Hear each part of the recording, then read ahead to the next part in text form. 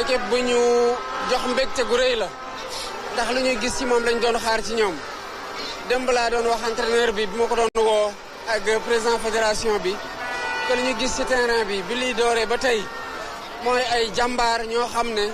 dañuy jàpp ne ci xare lañ nekk pour lu yëkkati ci raaye ci réew mi def nañu ko matal nañu ko ànd ceeg supporters yi ànd ceeg staff technique ànd ceeg ñëpp gis nañu ne que tey fierté rek lañu mën a am ci ñoom te motee nañu ko vraiment am nañu mbégte gu rëy a rëy ci ñoom. loolu askanu Sénégal yëpp moo leen ameel njukkal boobu ci nit ñu bégloowee ci ñu représenté yëkkate waa Traye Sénégal comme niñ ko tàmm di defee.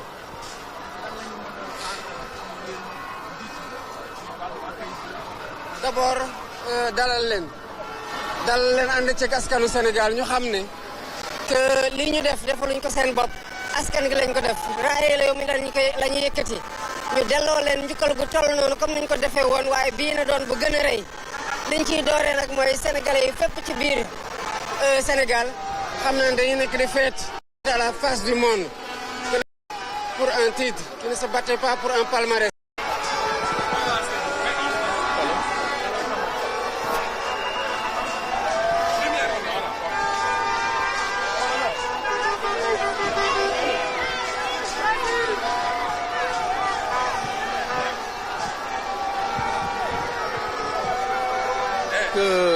Qui a à ses côtés Monsieur le Premier ministre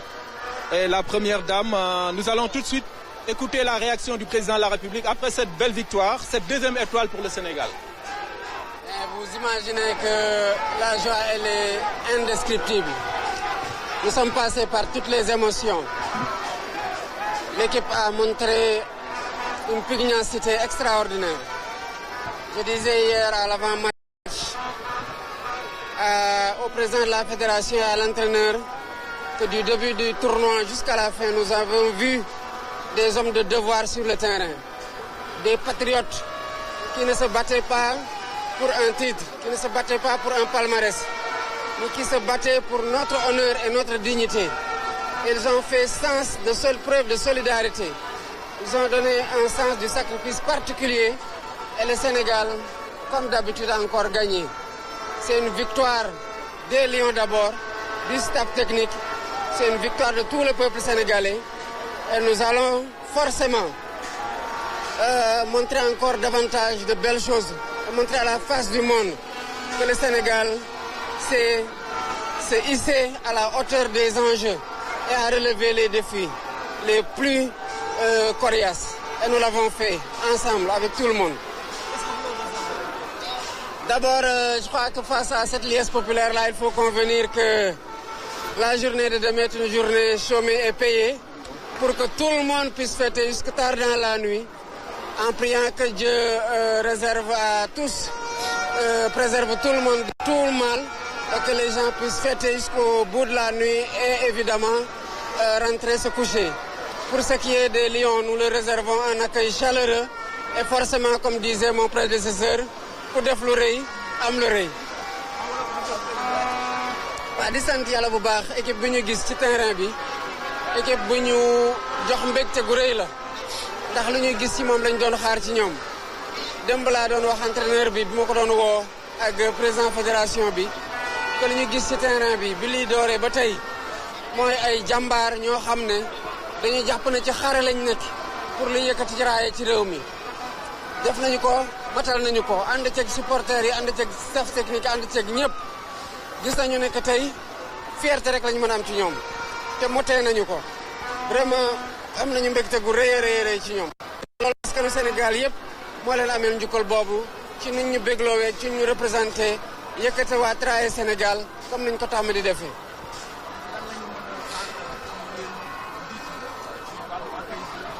d'abord dalal leen ànd ceeg askanu Sénégal ñu xam ne que lii ñu def defaluñ ko seen bopp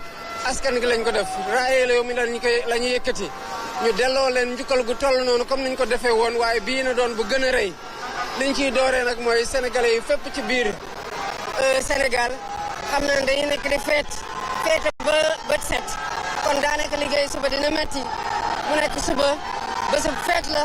waaye bés boo xamante ne tamit même boo ko liggéeyal dañu la koy fay maanaam journée chômée et payée li ci des nag ni ko ni ko Abdou Diouf doon waxee moom mi nga xam président Abdou Diouf doon waxee ku def lu rëy am nu la rëy waaye ñu ngi leen koy xaaree incha allah rabi nañu leen récompenser bu baax a baax merci beaucoup.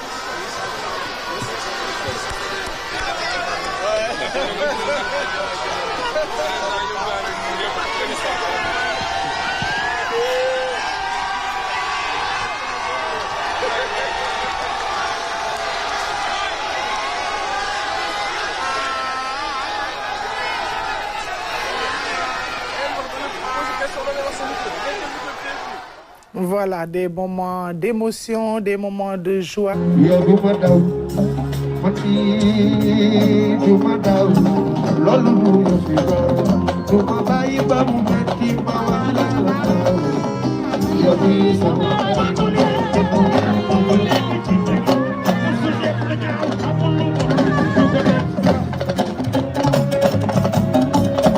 Le Premier ministre Ousmane Sonko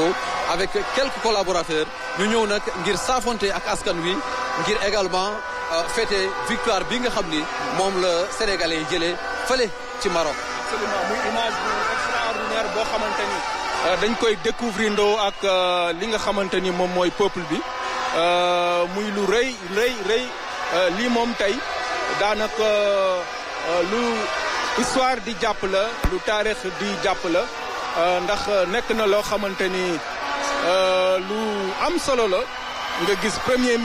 président de la République ak premier ministre ànd ñoom ñaar yegg si ngir rek saafonte ak peuple. Absolument. Le président de la République accompagné de son premier ministre qui donc sont en train de communier avec les Sénégalais qui ont fait le déplacement pour se retrouver ici devant les grilles du palais. La victoire est belle et vraiment c'est une victoire méritée pour le peuple sénégalais. Absolument nekk na lu rëy loo xamante ni tey peuple bi yëpp ñu ngi koy célébrer ndoo ak président de la République ak premier ministre Ousmane Sonko vraiment am na solo.